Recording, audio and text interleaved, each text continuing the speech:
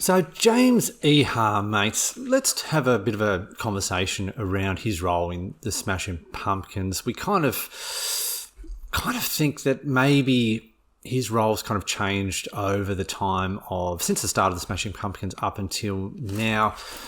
What are your kind of thoughts on his role and his place in the Pumpkins? Like, I think we've had some commentary in the past. We've made some comments about James Iha that it feels like he's checked out. But I think in a lot of ways you can't always put a finger on it because you ultimately don't know who is in the studio doing what types of roles. But I guess what we do know and looking at the golden era of the Pumpkins is that he did tend to have a co-writing credit in a lot of songs that were written on those first few albums. So let's talk about a song like Mayonnaise, where they wrote that together, Billy Corgan and James Iha, and you can tell the differences, like the guitar sounds. It's just absolutely fantastic. But have they replicated that since, and will they? Like that's my question. I don't think they have. I mean, the reference points I have are Blew Away from Pisces Iscariot. Just the tones and the way in which the guitars came across, it felt like, he definitely wrote it and he felt like he had the biggest influence on that particular sound. And also he had a solo album, which I was actually expecting a lot from back, so I think it was about 1998. I thought it was pretty soft though, wasn't it? It was very acoustic guitar. He had a song called Summer. Yeah, it was. Look, it was a little bit too sickly for me. I think beyond that time, so he's obviously done other things when he initially left the Pumpkins. So there was the Perfect Circle project. Coming back, though, I don't know. I just don't see the same energy, the same vibe. I'm going to throw out the question here, mate. Do you think it's a progression and deterioration in the fact that he hasn't been able to have an influence on the actual album recordings since those early recordings, and the fact that Billy is, and he's quite open about it, being such a control freak around that process? I mean, if you're in a band for 20, 25, 30 years and you're continually not really having much of a contribution other than live shows, and even in the live shows you're taking more of a backwards kind of position, it's going to have an effect on you. And I think it's the James Iha effect. I think it's really, I don't know, and it's really kind of sad in a way. I mean, he might have a family and all that kind of stuff, and music has taken a bit of a backward step. But I look at the golden era of the Pumpkins, which had all four members far more cohesive and therefore created more sides of the Smashing Pumpkins than I see today. I saw softer sides in particular songs in eras, like with Disarm, which had more of a bass sound from Darcy, and that for me was the Pumpkins, whereas the most recent albums, it's just kind of distorted noise and nonsense. What are your thoughts on that?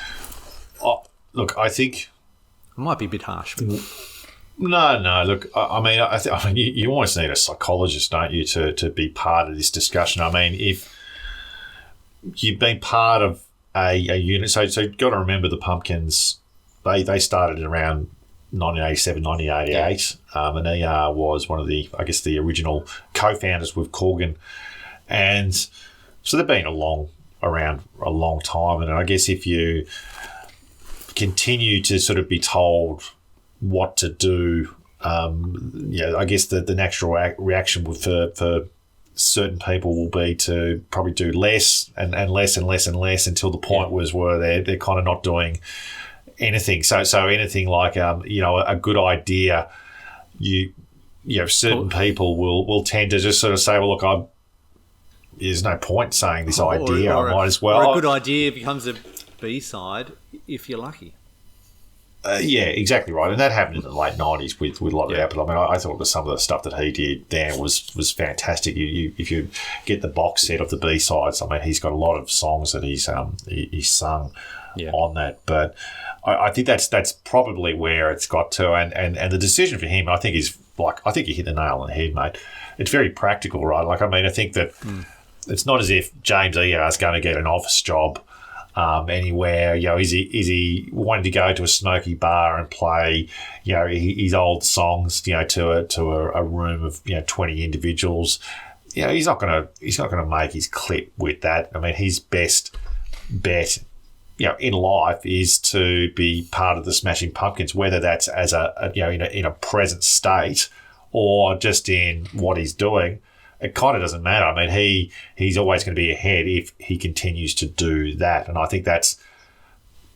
Look, I think it's kind of sad in a way, but it's probably just the reality of it. I mean, I think that, you know, just to sort of cap things off. I mean, it feels like the opportunity could have presented itself with Jeff Schroeder leaving the band. Now they're obviously looking for a new guy, new girl, could be a girl, but that person's going to be a guitarist. So it's almost like, you know, by saying that and even wanting that, they're maybe snuffing out that you know, that spark that might be inside him potentially, to I guess to step up a little bit more.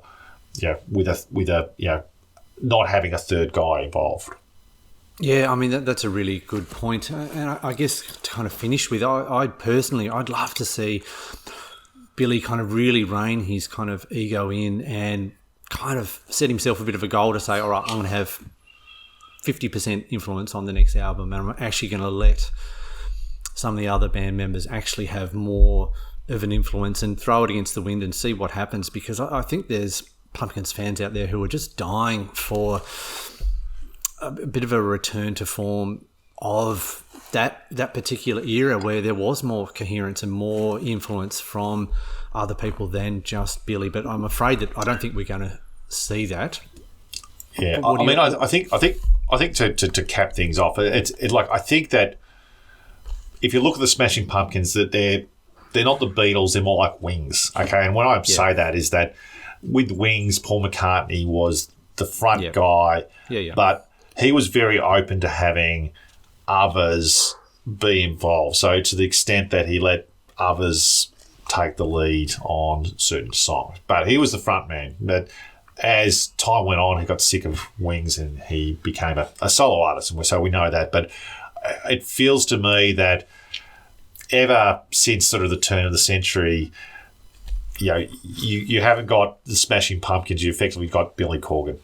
And that's what it feels like to me. And I think that's really where, for the likes of James Iha, it probably hasn't really played out the best, I'd say, creatively, like financially and all those things we just spoke about. Fine, whatever. So that's our read on where James Iha is at in 2024.